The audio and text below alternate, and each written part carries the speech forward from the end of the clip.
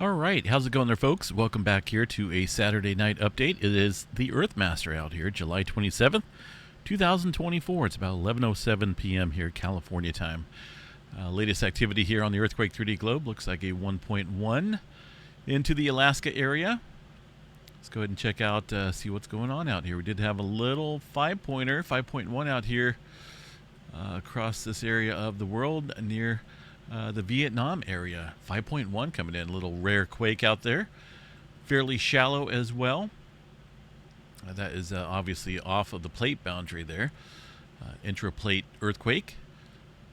Let's go ahead and start over here along the west coast real quick, see what we got across the Pacific Northwest. By the way, the live stream is up and running. It looks like it went down here just a little bit ago. Thanks for letting me know about that there, Timothy. Smaller quake activity here across the Pacific Northwest. A real quick glance at the tremor map here tonight. See what we have for Cascadia tremor. Starting to get elevated once again here. 299 epicenters of tremor, mainly here at the southern end of the Cascadia subduction zone. So it'll be a little interesting here. See if we get some elevated tremor here for another duration. And I say that because roughly about the last month and a half, maybe 2 months here, we've seen elevated tremor out here across the Cascadia subduction zone, with the majority of the focus down there across the southern end of that Cascadia. So 299 is the number today. Yesterday, I think we had about the same, 203. So a little bit more than yesterday, but still down there across the southern end of the Cascadia subduction zone. Not a whole lot of quake activity, though, stirring up out here for now across the Cascadia, which is good. And California, goodness, not a whole lot going on out here. Even in the southern end of the state, just mainly small microquake activity up and down the area. Far as the inland areas, Yellowstone, nothing showing up here. Let's give it a quick glance there at the Yellowstone overview. And a couple of these stations there are resetting because of the UTC time here. We're getting ready to switch over. But not a whole lot of earthquake activity, as you can see there on the map. Further out and about here, a couple earthquakes across the New Madrid seismic zone from earlier. This one here is from late last night. So a lot of older quake activity out here. Texas did pick up another 4-pointer out here, 4.5 earlier this afternoon, outside the Snyder, Texas area, just off the 180 out here in the oil fields. Quite a bit of oil fields out here. In fact, this area is littered with them. A lot of wastewater ponds out here. Whether they're operational or not, they're still out there. And, there's still some damage done to the crust out here of the North American plate. This area has seen a handful of decent quake activity out here in the last week. 85 earthquakes out there in Texas, including that 5-pointer that stirred up a day or so ago, a couple days ago. Well, yesterday, right? Today's the 27th, so that'd be yesterday. 5.1, and then we also had, let's see here, 4.9 out there a few days back. So things are, they haven't let up yet. Looks like maybe some of the multitude of quakes there have a little bit, but still 4.5, that will shake things up out here. And again, this is all related to the oil fields that are out here in this area. A lot of different wastewater disposal ponds, and there's just the relationship between earthquake activity and these operations are almost spot on there. Okay, let's see what else we got further out and about here across the Hawaii area. Getting a little bit of movement up here around Mauna Kea, although fairly deep underneath this area, though. 21 and 13 kilometers deep there for a couple of those earthquakes. Down here across the volcano of interest, the Kilauea volcano, got a little bit of migration here with the earthquake activity. Notice that it's starting to drift further out and about here. I did mention that could be a possibility. Let's go see what's going on there across the area of Kilauea volcano. Refresh this, make sure I got the most recent data, which I believe I do. The volcano still at a yellow and advisory, but there's that little section here of earthquake activity that's kind of migrating away from this area that we've been watching here recently. About the past day, 2 days here, things have leveled out in terms of the earthquake swarm. But it looks like right now we're starting to get a little bit of migration here across this area. Earthquake activity in general, as you can see, I don't know why it does that. It's kind of weird. Is still active, obviously, past 12 hours here. But we'll have to watch this area, see if we don't get a further increasing pressure movement out here across this area. This tilt meter way over here really not showing anything of any interest in terms of inflation. This region here looks like remaining steady, and the overall deformation data here across the region shows a little bit of inflation there across the summit area in the last 2 days. But you know, this past week here, we lost a lot of volume of magma here from the chart, from the summit area, and of course that has moved off to the upper east rift zone, where we're seeing that earthquake activity stir up here. But starting to go up a little bit, but really not that much compared to the amount of volume that we lost there across the summit area in terms of magma. So just continue to watch this. I don't think we got anything to worry about at the moment in terms of any volcanic activity. Just watch this migration, see if it doesn't start to go further down across the lower east rift zone. All right, out of here, see what's going on down in New Zealand. Of course, we had that 4.8 early this morning here, just off the Bay of Plenty. I think there is definitely seeing a little bit of earthquake activity out there, a little bit of swarming going on. 4.8, 3.3, maybe some smaller quakes out there as well. Some surface adjustment going on here across the Tonga Trench area. These two little quakes right here, very shallow across the area. Not a whole lot going on through the Solomon Islands area for now. And I think that's one area that really hasn't been hit yet, at least in the last week. Look at that, it's open here.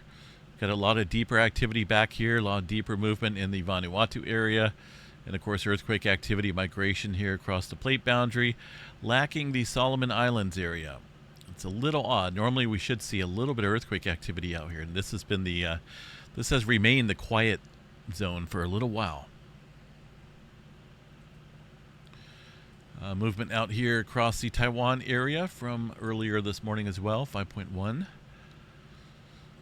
See what we got here. South America area, some deeper quakes into the Peru-Chile Trench. There's that older earthquake down there in the South Sandwich Islands there, 5.3.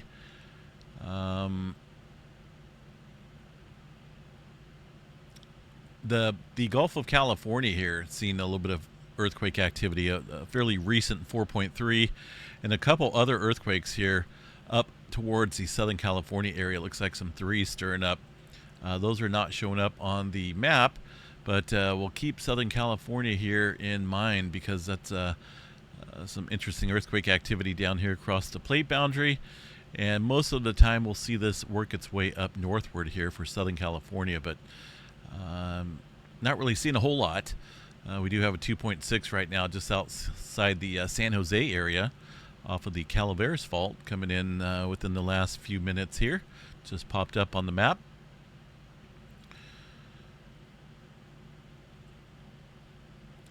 Alaska, what do we got up here? A couple fours, it looks like. Some older movement here across the Cook Inlet area. There's that 4.3 from earlier earlier in the morning, just before noontime here. General small microquake activity across the rest of the region. Really nothing of any major interest out there for now in terms of earthquake activity. One interesting earthquake here just shy of the Kuril-Kamchatka Trench, where I believe soon we should see a mega quake out here. It's been a little while. There's been a lot of strain built up here in this area recently. I'm not sure what's going on with my pictures there. That's a little odd.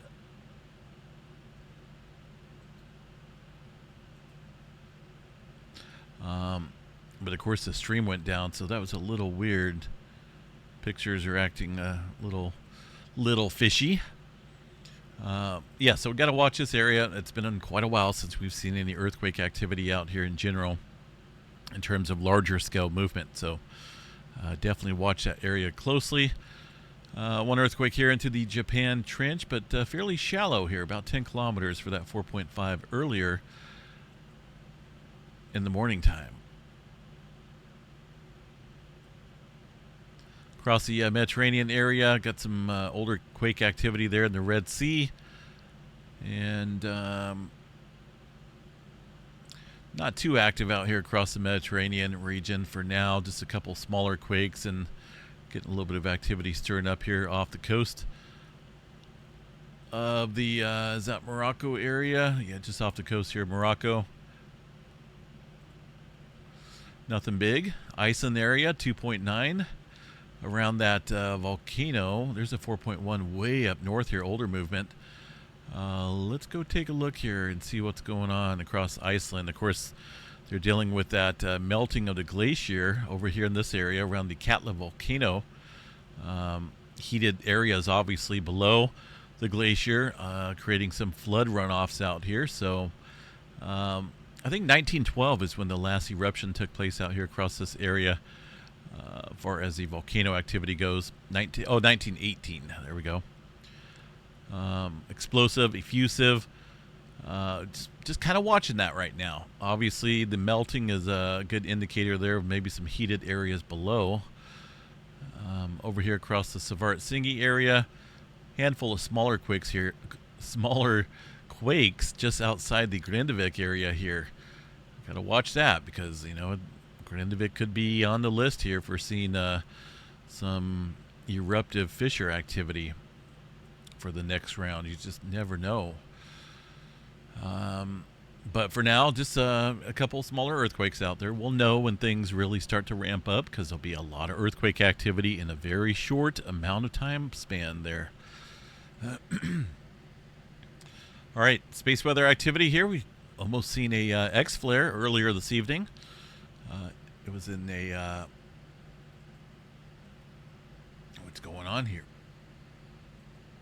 There we go. That was a little weird. All right.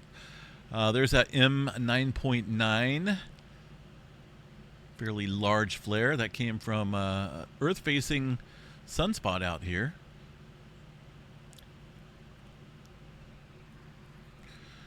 A couple different regions here we're watching pretty closely. They are getting quite dynamic here in terms of the complexity of these sunspots. The magnetogram image here. Let's check out the latest image and see what we got here. Definitely this one still has quite a bit of complexity, and these little cores up here popping up. We'll definitely watch this here in the coming days. It's possible we could see an X flare from one of these sunspots. Even this area right here is starting to grow a little bit. So we got this whole region got to keep an eye on. It looks like we're seeing maybe a G2 class storm here. We're going to see a G2 class storm on the UTC date of July 30th here. KP index up around the 6 or so range. So let me see here from the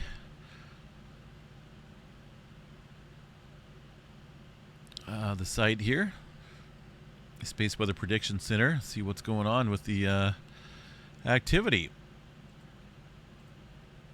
So Earth here in the green. Looks like there was a couple CMEs here. Look at that. Bam, bam. Colliding as one cannibal, one giant event. Nothing like what we've seen in May. That was a combination, I think, of 3 or 4, maybe even 5 CMEs all at once, and that produced a spectacular aurora show. But this here is a good one. That's at least the weather model, or the models here, showing a direct impact here on the planet, with the plasma density shooting up there quite nicely. The speed as well. So yeah, maybe that G2 class storm will be coming here on the UTC date of July 30th. So we got a couple days here before that comes into play, but we'll continue to keep an eye on this as we get a little bit closer to that time period. There's that near X flare M9.9. Currently got a little bit of C flare activity going on and some type of prominence eruption out on the northeastern limb. Beautiful feature there. That one's obviously not Earth directed. Overall threat right now, 20% chance for an X flare, so that's been bumped up a little bit. 75% chance for an M flare, C flare around 99% chance or so. So things are obviously getting a little active. There's that M9.92 that popped off earlier in the day today here on Saturday. Almost the next flare. All right. Anything going on out here in the tropics that we need to be aware of? It looks like maybe a little bit of development off of the coast here of southern Mexico, Guatemala area. Looks like maybe a 20% chance of development with this system here in the next 48 hours. 7 days, it looks like about 60% chance. So we may have a decent tropical system out here at some point. Nothing going on out in Hawaii, the Atlantic Ocean. 7 days, it looks like maybe about a 40% chance here of some tropical development. So let's see what we got here on the forecasting models. I'm going to use, I want to see a little bit broader view than that. This will work. So we got the states here, massive high pressure off the west coast. Today was an absolutely beautiful day. We only hit 78 degrees here in Northern California. Very rare to see that cool of a temperature out here in the July time period. But I was appreciative of it for sure. All right, so there's that tropical system out in the Pacific. Notice down here, this is the one that they're forecasting to be some type of tropical system at 60% chance. They're in the eastern Pacific. That grows quite nicely, heading off towards the Hawaii area, but it doesn't look like it's going to make it, which is a good thing.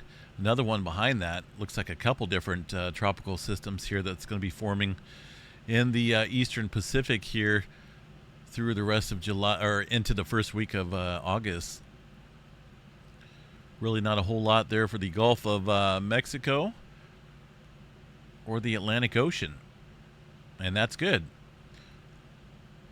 Been kind of an odd hurricane season so far. And far as any major heat spells, major cooling spells, it would be nice if this cool weather stuck around the West Coast area, but it's not. I'm not looking forward to August. It looks like some massive high pressure is going to build in here across a good portion of the West, good portion of the country actually, and keep us nice and toasty. But after that, it's just, I don't see any major weather pattern change. Maybe out here across the eastern portion of the country towards the 8th of August, got some cooler temps coming down, but this is a ways out here. So I'm just going to enjoy this cooler weather right now while it lasts. It's supposed to be 55 degrees tonight, so the windows are going to be open. I should be able to sleep nice and cozy in the cooler weather. Save on the PG&E bill a little bit as well, because it's been outrageous. Goodness. But you got to stay cool, right? Can't be hot, sweaty, and miserable. It doesn't work like that.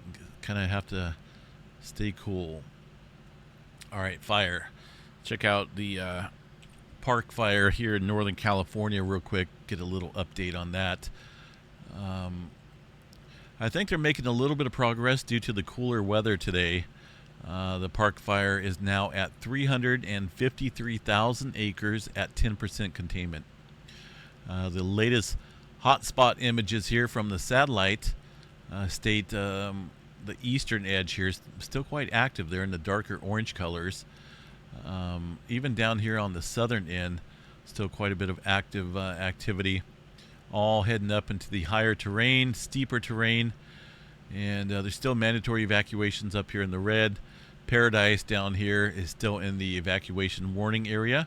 I don't really see anything specific down here that shows any hot spots, which is good news, but you know, it could always burn up here a little bit. I don't see it coming down, but still, it's better to be safe than sorry to get those guys out of there, or at least getting ready to go. But this here is like the main leading edge here, the eastern edge, and also up north here. It's getting a little bit broader, thicker fire coverage out here. Of course, it's well past 36. Shingle Town up here still. Parts of it here still underneath a mandatory evacuation order. Some of it up here in the evacuation warning. So we'll continue to watch that and report back on anything that changes up here. I think the cooler weather today played a little part on getting a little bit of containment in there. So hopefully they'll be able to get a little bit more handle on this. I've seen a lot of firefighters out here recently, all heading to this fire. So I guess they're doing the best that they can for now. And it's a big fire, definitely a big one. Over 350,000 acres. And there's a lot of fires out here across the West Coast and in general everywhere. Cow Valley fire, looks like they got that under control. Burned quite a bit. It's crazy how these fires just start up out of the blue out here. Oregon's got a number of fires up here as well. Clark fire, burning up there in the very dense forested areas. Goodness. So, all right, guys, I'm out of here. Live stream is up and running, as I mentioned. And let's see here. Earthquake 3D bells are on.